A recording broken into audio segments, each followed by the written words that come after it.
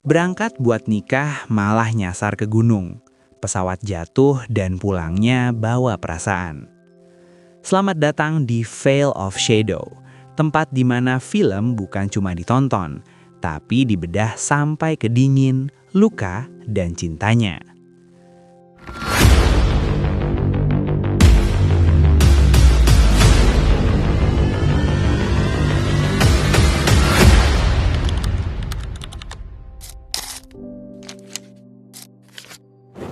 Cerita ini dimulai di Bandara Internasional Salt Lake City. Seorang cewek bernama Alex terlihat sedang terburu-buru. Tujuannya adalah pergi ke New York City untuk melaksanakan pernikahannya. Tapi sayangnya, staf bandara memberitahu kalau penerbangannya dibatalkan. Dan bukan cuma itu saja, Alex juga diminta menuju pusat bantuan untuk mendapatkan informasi lebih lanjut. Sebelum ke sana, Alex sempat menelpon calon suaminya untuk memberi kabar.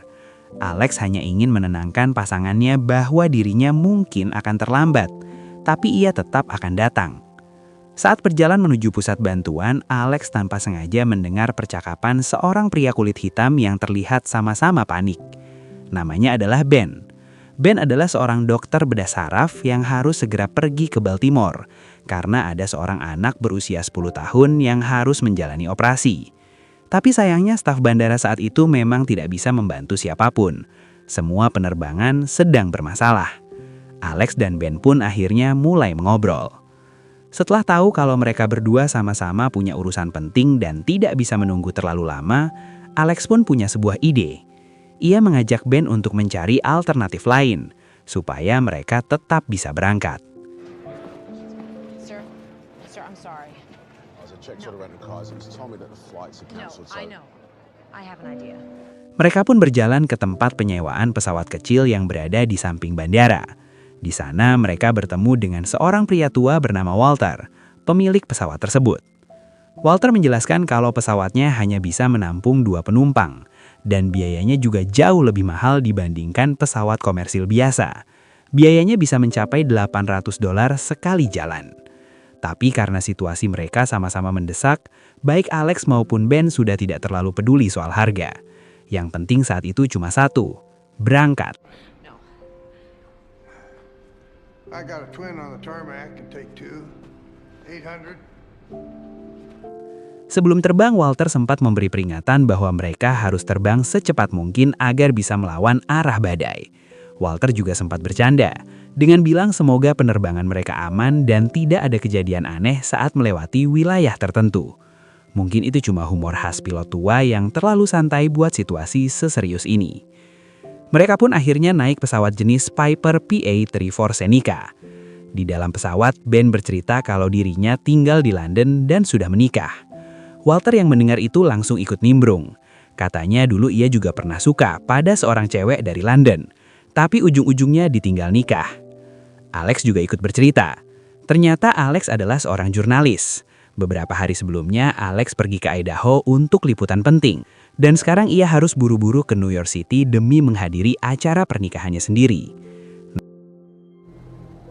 I married an American woman. That there's a high. Met the love of my life there. You did? So romantic. Neo-Nazis for the Guardian. The journalist. Namun, tiba-tiba, Walter yang ternyata punya riwayat stroke mendadak kambuh saat sedang menerbangkan pesawat. Pesawat mereka pun langsung kehilangan kendali, dan akhirnya jatuh di pegunungan bersalju. Malam itu, Ben yang masih hidup langsung membangunkan Alex yang sedang terluka. Setelah sadar, Alex mulai berkata kalau dirinya bahkan belum sempat memberitahu Mark, calon suaminya, tentang pesawat sewaan yang ia naiki. Katanya ia ingin nanti Mark kagum karena Alex bisa mencari solusi sendiri saat semua penerbangan di bandara sedang kacau. Lalu Alex bertanya kepada Ben, apakah Ben sudah memberitahu istrinya soal penerbangan ini? Ben menjawab tidak. Ia juga tidak memberitahu siapapun, termasuk istrinya. Jadi sekarang tidak ada satupun orang yang tahu kalau mereka naik pesawat kecil milik Walter.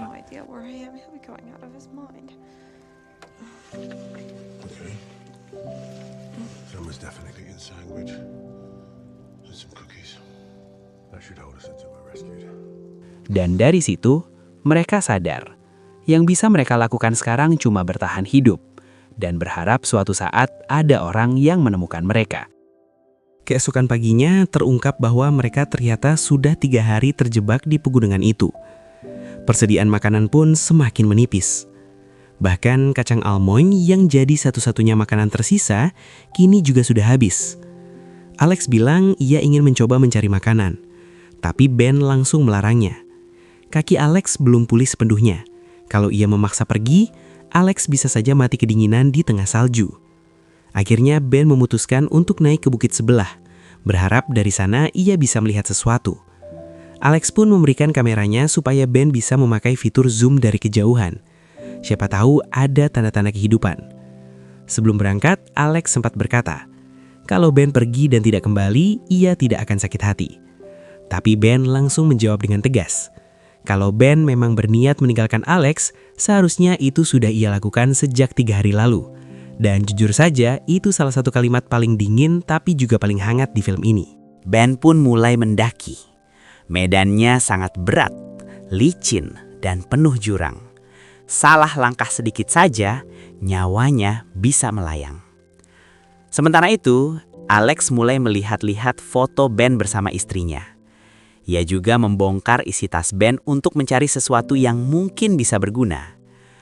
Di sisi lain, Ben akhirnya berhasil sampai ke puncak tertinggi di sekitar sana. Namun dari atas, yang ia lihat hanyalah barisan gunung tanpa ujung. Tidak ada rumah, tidak ada jalan, tidak ada tanda kehidupan sama sekali. Cerita pun kembali ke Alex. Saat itu, Alex sedang memutar rekaman suara di ponsel Ben. Namun tiba-tiba, ia mendengar suara langkah kaki dari kejauhan. Itu adalah seekor mountain lion alias puma. Puma itu malah semakin mendekat. Dengan penuh nekat, Alex akhirnya menembak untuk mengusir hewan tersebut. Dan untungnya, usahanya berhasil.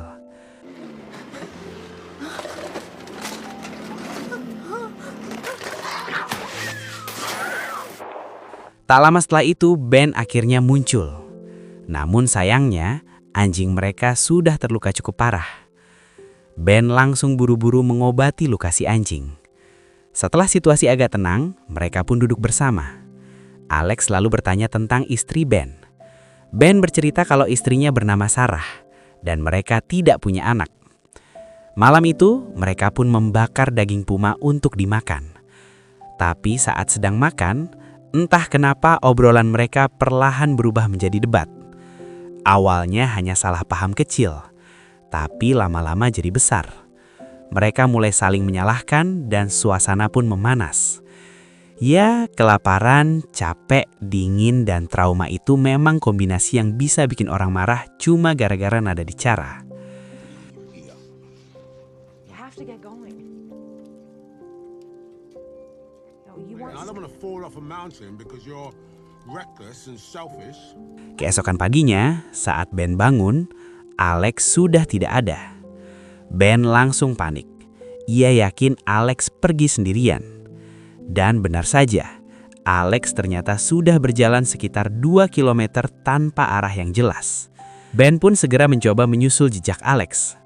Di tengah perjalanan, Ben menemukan telepon satelit dan pemancar dari pesawat mereka.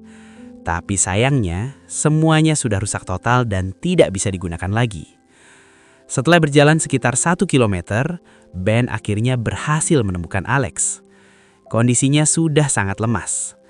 Melihat itu, Ben memutuskan bahwa mereka tidak mungkin kembali ke lokasi jatuhnya pesawat. Itu terlalu beresiko. Sambil berjalan, Alex akhirnya baru tahu bahwa Ben ternyata adalah seorang dokter bedah saraf otak. Selama ini Ben memang belum pernah menceritakan profesinya secara detail. you tell me something? Tell me. What? Neurosurgeon. Oh yeah? There. Hari mulai gelap. Untungnya, mereka menemukan sebuah gua yang cukup hangat untuk dijadikan tempat berteduh malam itu. Di dalam gua, Alex sempat bercanda. Ia bilang, sebenarnya aku curiga kamu cuma pura-pura jadi dokter biar bisa lihat celana dalamku waktu itu. Ben yang mendengar itu cuma tertawa kecil. Ia tahu Alex hanya sedang mencoba mencairkan suasana. Dan jujur, dalam kondisi hampir beku seperti itu, Candaan receh pun rasanya bisa jadi terapi. Tak lama kemudian, Ben meminta maaf karena ia sudah menemukan pemancar yang rusak parah. Dan melihat kondisinya, kemungkinan besar orang-orang di luar sana tidak akan pernah bisa menemukan mereka. Look at that bandage. Funny. If you weren't really a doctor. Why would that be funny? Thank you. It's okay. Pagi harinya, Alex sempat melihat kilatan cahaya dari kejauhan. Tanpa membuang waktu, Alex langsung memberitahu Ben. Saat itu Ben sadar bahwa cadangan makanan mereka cuma cukup untuk 3 hari lagi. Jadi tanpa pikir panjang, Ben langsung mengajak Alex untuk mencari tahu sumber cahaya tadi. Saat sedang membereskan perlengkapan, Alex sempat bertanya soal istri Ben. Sudah berapa lama mereka menikah, bagaimana hubungan mereka, dan sebagainya. Tapi Ben terlihat tidak nyaman, bahkan agak tersinggung. Ia sama sekali tidak menjawab pertanyaan itu. Akhirnya mereka pun kembali berjalan berdua, menelusuri arah kilatan cahaya yang sempat terlihat tadi. Perjalanan mereka cukup panjang dan sangat berat. Bahkan mereka harus memanjat medan yang cukup terjal. Namun ketika mereka sampai di ujung jalur itu, ternyata jalan tersebut buntu. Ben menyarankan agar mereka putar balik dan mencari jalur lain. Tapi Alex menolak. Ia merasa mereka sudah terlalu jauh untuk mundur. Alex berkata bahwa dirinya hanya mengikuti instingnya dan ia sangat takut akan mati di gunung itu. Ben pun akhirnya jujur. Ia bilang kalau dirinya juga takut. Bahkan menurut Ben, kemungkinan mereka mati di sana memang cukup besar.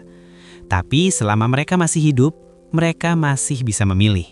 Masih bisa mengambil keputusan. Admit that you're scared too. Right now. Right now, we don't have a choice. Okay? Nobody knows where we are. No. My instinct tells me that we're gonna die up here. Setelah mendengar itu, Alex mulai kembali tenang. Ia pun akhirnya percaya pada penilaian Ben, dan mereka kembali melanjutkan perjalanan. Mereka berjalan semakin jauh dari titik awal. Akhirnya mereka berhenti di sebuah cerukan tanah, semacam lubang kecil yang cukup aman untuk dijadikan tempat berlindung. Ben menyalakan api unggun, seperti biasa, agar tubuh mereka tetap hangat dan tidak mati kedinginan. Malam itu mereka tidur dengan perasaan campur aduk. Lelah, lapar, takut, dan tanpa harapan yang benar-benar jelas. Keesokan paginya, mereka kembali melanjutkan perjalanan. Ben bisa melihat dari wajah Alex bahwa Alex sudah mulai putus asa. Tapi Ben berusaha meyakinkannya. Ia berkata, "Kita tidak akan mati hari ini." Dan kalimat sederhana itu ternyata cukup untuk membuat Alex kembali semangat. Mereka pun terus melangkah. Saat perut mulai benar-benar keroncongan, satu-satunya yang bisa mereka makan hanyalah salju. Ya, romantis sih gunung salju kalau dilihat dari wallpaper. Kalau dimakan terus selama berhari-hari, jelas bukan honeymoon package. Di tengah obrolan ringan untuk mengusir lapar, mereka baru sadar bahwa anjingnya Walter tiba-tiba hilang. Ben langsung mencarinya. Tak lama kemudian, Ben menemukan si anjing sedang memakan daging. Dari situ, Ben langsung punya firasat. Mungkin di sekitar sana ada manusia. Dan benar saja, tak jauh dari lokasi itu, Ben melihat sebuah villa kosong. Ben pun buru-buru kembali untuk memberitahu Alex. Namun saat sampai, Ben sangat kaget melihat Alex yang ternyata sudah pingsan. Ben langsung membawa Alex ke villa itu dan berusaha menolongnya semampunya. Di dalam villa, Ben menemukan suntikan hewan yang ukurannya cukup besar. Karena tidak ada alat medis lain, Ben terpaksa menggunakan suntikan itu untuk memasang infus pada Alex. Ben tahu tindakan itu sangat beresiko, bisa menyebabkan infeksi. Tapi dalam kondisi seperti itu, itulah satu-satunya pilihan. Ben hanya bisa berharap langkah tersebut cukup untuk menyelamatkan Alex. Karena saat itu, Ben benar-benar sudah melakukan semua yang ia bisa. Malam itu Alex akhirnya sadar. Meski masih sangat lemah, matanya sudah mulai terbuka. Ben langsung merasa sangat lega.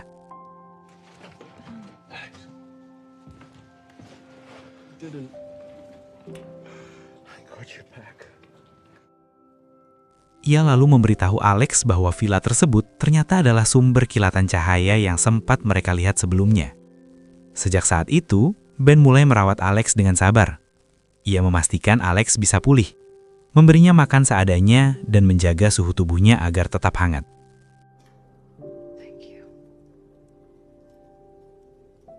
Keesokan paginya, Ben keluar untuk menebang pohon. Tujuannya mungkin untuk mencari kayu bakar atau memperkuat perlindungan mereka. Tapi tiba-tiba, anjing mereka menemukan seekor kelinci. Refleks, Ben langsung mengejar hewan itu demi dijadikan makanan. Sementara itu, di dalam villa, Alex sedang mendengarkan voice note di ponsel Ben. Isinya adalah suara dari istri Ben, yang berkata bahwa Ben adalah tipe orang yang selalu ingin mengatur semuanya.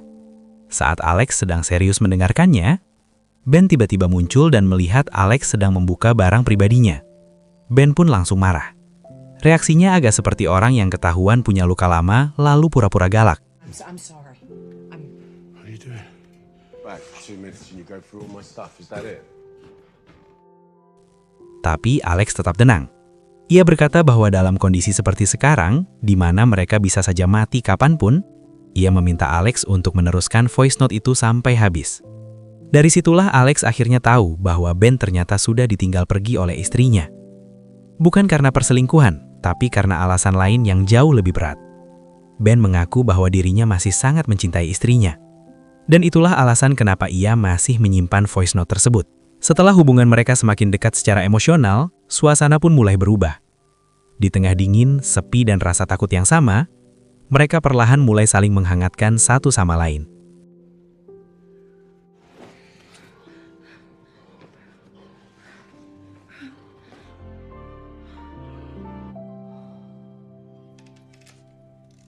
Setelah itu, Ben akhirnya bercerita lebih dalam. Ia mengungkapkan bahwa dirinya dan istrinya sudah menikah selama 8 tahun. Namun istrinya mengidap tumor otak dan pada akhirnya malah menjadi pasiennya sendiri. Alex pun akhirnya mulai benar-benar memahami siapa Ben sebenarnya. Dan dari situ, rasa empatinya pun semakin dalam. Ben sempat berpikir untuk pergi sendiri mencari bantuan. Tapi kemudian ia sadar, itu mungkin hanya akan menjadi buang-buang tenaga. Akhirnya Ben memutuskan untuk tetap bersama Alex dan membawa Alex keluar dari tempat itu, apapun resikonya. Perjalanan mereka tentu tidak mudah. Alex sudah semakin lemah, bahkan sempat terkapar karena kelaparan. Namun Ben tetap terus menarik tubuh Alex. Ia sudah tidak peduli lagi dengan dirinya sendiri. Yang penting saat itu cuma satu, Alex harus selamat. Karena terlalu lelah, Ben akhirnya tertidur di samping Alex. Namun tak lama kemudian, anjing mereka membangunkan Ben. Gerak-geriknya seperti sedang memberitahu sesuatu. Ben pun bangkit dan melihat ke arah yang ditunjukkan si anjing. Dan benar saja, dari kejauhan terlihat tanda-tanda peradaban. Kemungkinan besar itu adalah sebuah pabrik kayu. Ben langsung semangat lagi dan segera membawa Alex ke arah sana. Alex! Alex! Come on, please, come on. Di tengah perjalanan, mereka sempat melihat jejak mobil. Harapan pun mulai tumbuh. Namun saat Ben berusaha mengejar anjingnya yang berlari ke depan, Ben justru terkena jebakan binatang. Kakinya pun terluka cukup parah. Dengan napas terengah-engah, Ben meminta Alex untuk terus berjalan dan mencari bantuan. Dan akhirnya, setelah berjalan terseok-seok, Alex sampai juga di depan pabrik kayu. Saat itu tubuhnya sudah benar-benar lemas, tapi untungnya ada seorang sopir yang kebetulan lewat dan melihat Alex di sana.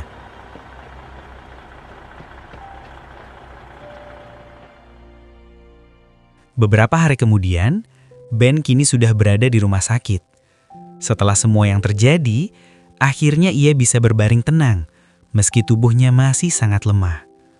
Di ruangan lain, Alex juga sedang dirawat di rumah sakit yang sama. Saat Ben menengok ke kamar Alex, ia benar-benar merasa bersyukur. Mereka berdua masih hidup, masih bernapas, masih diberi kesempatan. Ben terlihat seperti ingin mengatakan sesuatu kepada Alex, seolah ia ingin menyatakan perasaannya. Tapi tepat saat ia hampir membuka mulut, tiba-tiba muncul Mark, calon suami Alex. Mark. Yeah, Ben, right? Thank you. Wajah Ben pun langsung berubah. Tanpa banyak bicara, Ben memilih untuk pamit dan pergi. Beberapa minggu pun berlalu. Ben dan Alex tidak bertemu lagi. Mereka kembali ke kehidupan masing-masing, sibuk dengan rutinitas harian. Suatu hari saat Ben sedang berada di rumah sakit, ponselnya berbunyi. Ternyata Alex menelepon. Namun Ben hanya melihat layar ponselnya dan tidak mengangkatnya.